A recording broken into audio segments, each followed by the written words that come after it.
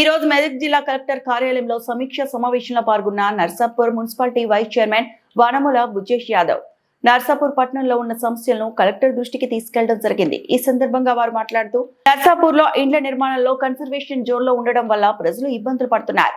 నర్సాపూర్ మొత్తం residential zone చేయాలని, Narsapur town గతంలో త్రిబులర్ అలైన్మెంట్ టౌన్ మడమల్లో నుంచి తీసివేసినట్లయితే టౌన్ లో ఇండ్ల నిర్మాణాలు చేసుకుంటారు. ఇట్టి విషయం గతంలో చెప్పడం జరిగింది.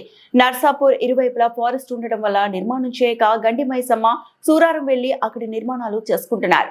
అందువల్ల నర్సాపూర్ పట్టణం అభివృద్ధి కావడం లేదు. ఇట్టి విషయాలపై దృష్టి ఉంచి నర్సాపూర్ పట్టణ అభివృద్ధికి సహకరించాలని కోరారు.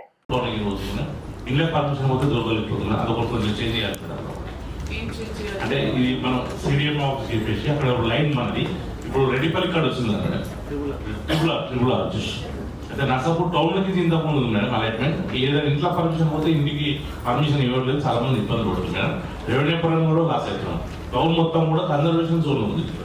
నర్సాపూర్ చెరువు ఫారెస్ట్ మాత్రం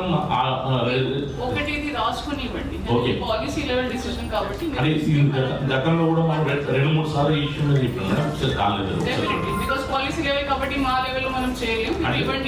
రెవెన్యూ విషయం నర్సాపూర్ మొత్తం 2 దిక్కుల ఫాస్ట్ ఉన్నాయి. డెవలప్మెంట్ కూడా ఆగిపోతుంది. దాని డబ్బులు ఏమైనా ఇప్పుడు అన్ని గవర్నమెంట్ ప్రకారంగా రోడ్డు తీసుకున్న డబ్బులు, కెనాల్ కోసం తీసుకున్న డబ్బులు, హైటెన్షన్ తీసుకున్న డబ్బులను ఇస్తే కూడా నర్సాపూర్లో ఇల్లు కొనుక్కోలేక సూరారాం అక్కడ బయట వేరే పోయి రెవెన్యూ లాస్ అవుతుంది.